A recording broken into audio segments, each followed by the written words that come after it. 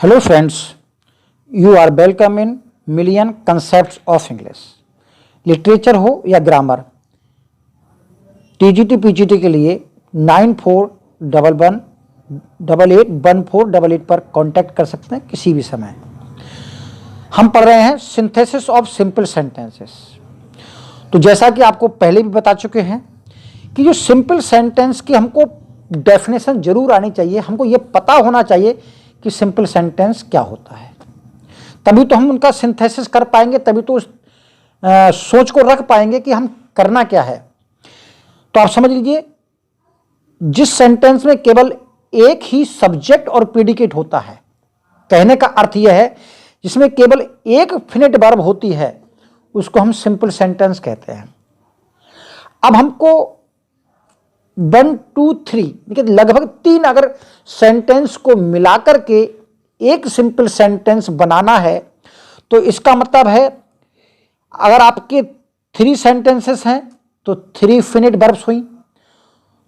तो करना क्या होता है हमको कि जो एक्स्ट्रा फिनिट वर्ब्स होती हैं उनको हम कैसे बदलें कि केवल एक ही फिनिट वर्ब रह जाए, और शेष फिनिट वर्ब्स को हम क्या क्या बदलें।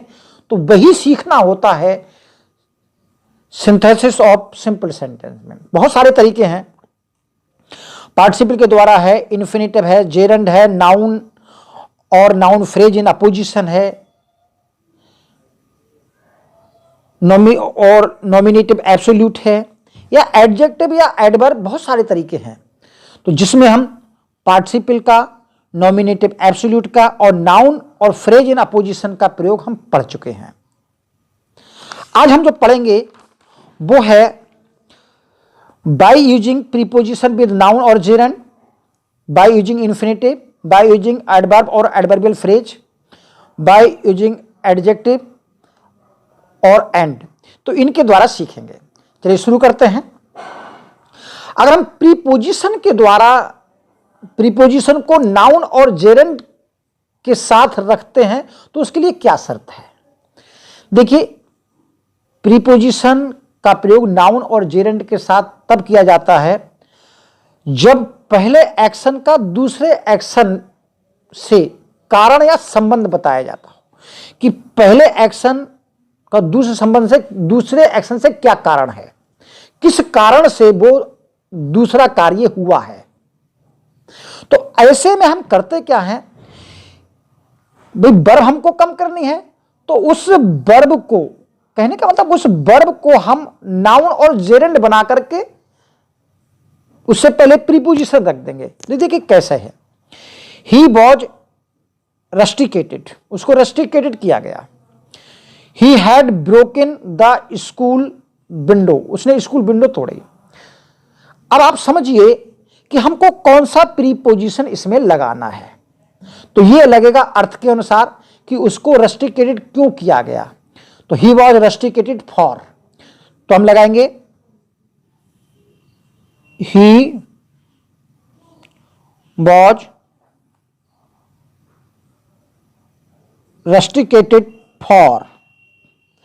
अब बना ये आपकी वर्ब, ये तो इस वर्ब को या तो नाउन बना लें या जेरंड। तो यहां नाउन बनाना आसान नहीं है, नहीं बन पाएगा, तो हम जेरंड बनाएंगे। फॉर ब्रेकिंग, इनकी जेरंड बन गया फॉर ब्रेकिंग, यानी तोड़ने के लिए।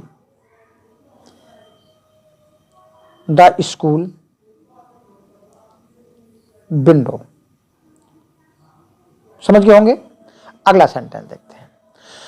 The moon rose, their journey was not ended, चंद्रमा निकल आया लेकिन उनकी जर्नी जो है समाप्त नहीं हुई। तो नेचुरल है कि हम क्या प्रीपोजिशन इसमें प्रयोग करना चाहिए और किस तरह हम इस सेंटेंस को या इस सेंटेंस में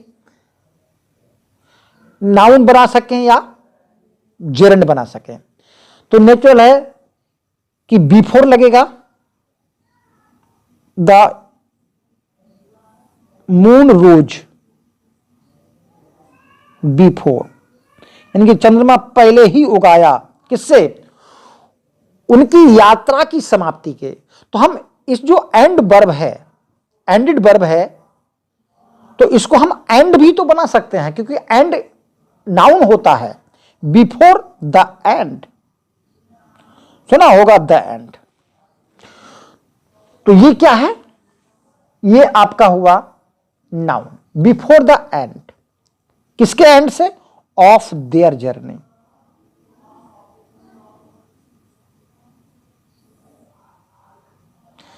तो यहां पर यही आपका नाउन हो गया। अब केवल अकेली वर्ब बची, एक ही फिनिट वर्ब है, इट मीन सिंपल सेंटेंस बन गया। इस सेंटेंस को और देख लेते हैं। He has failed many times, he still hopes to succeed. ठीक, अब किसको हम आगे पीछे कर सकते हैं, कोई फर्क नहीं पड़ता उससे, हमको तो बस यह है कि वर्ब कम करनी है ताकि एक फिनिट वर्ब रह जाए। तो he has failed many times, वह कई बार फेल हो गया। He still hopes to succeed, उससे अब भी सफल होने की आशा है। तो दोनों में विरोधाभास है, तो इन स्पाइट ऑफ लगा सकते हैं, के बावजूद, इन स्पाइट,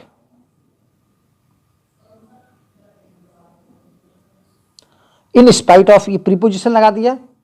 अब ये जो ये वाला सेंटेंस है, फेल का जो नाउन बनता है वो फेलियर होता है। अब तो पता है फेल का नाउन जो है फेलियर होता है। तो in spite of many failures, कई मैनी फेलियर्स,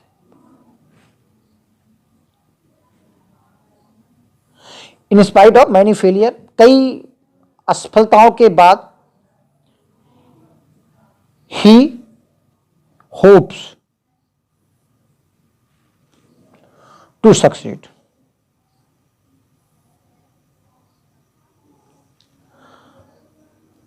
अगले देखते हैं। अब है इन्फिनिटिव का प्रयोग। इन्फिनिटिव का प्रयोग कब करते हैं, देखिए इन्फिनिटिव का प्रयोग सीधी सादी बात है, पहले जो कार्य होता है उसका दूसरे सेंटेंस में उद्देश्य होगा। जब उद्देश्य छिपा होता है तो जो उद्देश्य वाला सेंटेंस होता है उसको हम इन्फिनिटिव बना देते हैं। जैसे ही वेंट टू आगरा, वह आगरा गया, उद्देश्य क्या था, he wanted to see the Taj, वह ताज देखना चाहता था। तो हम इस वाले सेंटेंस को इन्फिनिटिव बना देंगे। तो he went to Agra to see the Taj, Taj देखने के लिए। तो ये इन्फिनिटिव बन गया और एक ही वर्ब बची फिनिट, तो ये आपका सिंपल सेंटेंस हो गया। चलिए और देखते हैं एक example. He had no money, he could not give any away, anyway. तो ही हैड नो मनी, उसके पास कोई पैसा नहीं है देने के लिए। तो ना देने का तो उद्देश्य है उसका, तो हम क्या बनेंगे, he had no money to give away, यानी कि उसके पास देने के लिए कोई पैसा नहीं है। अगला सेंटेंस देखते हैं। इस सेंटेंस को ध्यान सुनिए, ये रिमूव टू और एड टू वाला आपने पढ़ा होगा।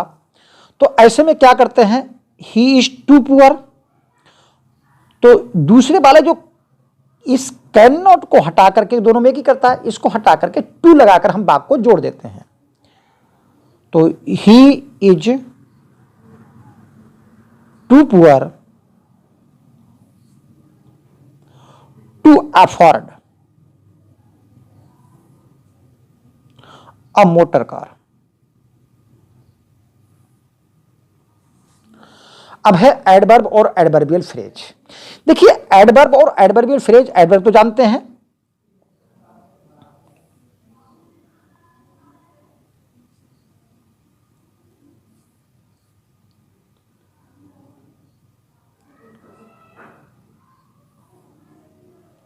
यानी कि जो मॉडिफाइज करता है वर्ब, एडजेक्टिव और एडवर्ब को, यही तो होता है एडवर्ब। तो इसमें क्या होगा कि एक सेंटेंस का जो एक्शन है उसके दूसरे सेंटेंस में यह बताया गया होगा कि वो किस ढंग से है, यानी कि पहले सेंटेंस की वर्ब को किस ढंग से, यानी कि इन विच मैनर, किस मैनर से किया गया है, इस बात को दूसरा सेंटेंस निहित करता है। यानी दूसरे सेंटेंस में यह बात होती है कि वो पहला एक्शन किस ढंग से किया गया है। एग्जाम्पल देखते हैं। आई एक्सेप्ट योर स्टेटमेंट, मैं तुम्हारे स्टेटमेंट को स्वीकार करता हूं, तुम्हारे कथन को स्वीकार करता हूं। I do it without reserve, मैं इसको बिना रिजर्व के करूंगा। तो इनके इस एक्सेप्ट जो स्टेटमेंट को करने का ढंग बता रहा है कि हम इसको विदाउट रिजर्व करेंगे। तो हम इस सेंटेंस को जो ढंग बता रहा है इसको हम एडवर्ब और एडवर्बियल फ्रेज में बदल देंगे, जो भी आपको उचित लगेगा। तो जो विदाउट रिजर्व है, इस शब्द का जो एडवर्ब बनता है वो बनता है अनरिजर्वडली।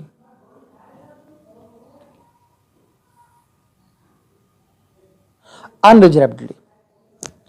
तो बस अगले पहले वाले सेंटेंस के बाद हम अनरिजर्वडली रख देंगे। I accept your statement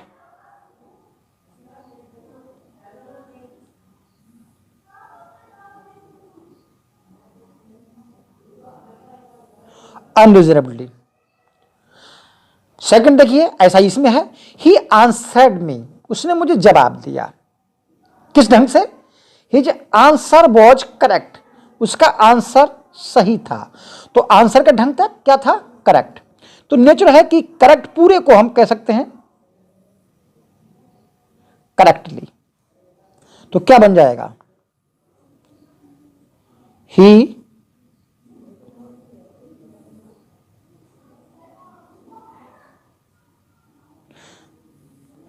he answered me correctly. तो आप देख रहे हैं केवल एक ही वर्ब बचती है और ये वाली जो वर्ब है ये गायब हो जाती है। He forget his umbrella, that was careless.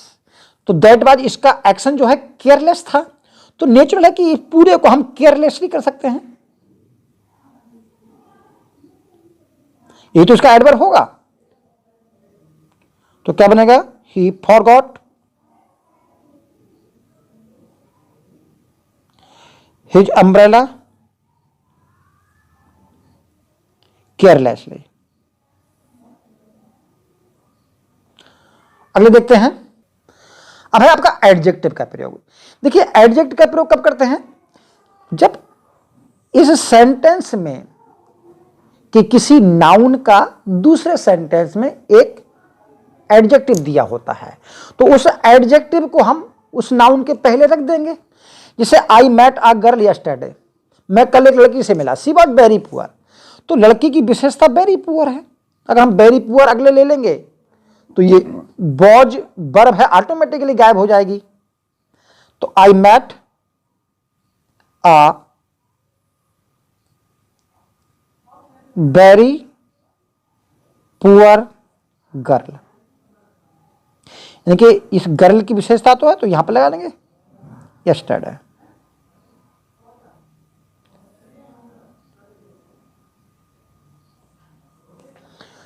अब बाय यूजिंग एंड, एंड का प्रयोग कब करते हैं? एंड का प्रयोग तब करते हैं जब प्रीडिकेट समान हो, तभी तो हम करेंगे, क्योंकि वर्ब हमारी गायब होनी है और इससे हम क्या, दोनों सब्जेक्ट से एक ही वर्ब रिलेटेड है। Hari plays cricket, Ram plays cricket. तो सब्जेक्ट अलग अलग है और आपका प्रीडिकेट कॉमन है, तो ऐसे में क्या करेंगे? हरी एंड राम प्लेड क्रिकेट। तो एक ही वर्ब बची, तो सिंपल सेंटेंस हो गया। He went to Agra, I went to Agra. Two भी जोड़ सकते हो, मैं भी आगरा गया, तो he and I went to Agra. तो ये थे हमारे सिंपल सेंटेंस।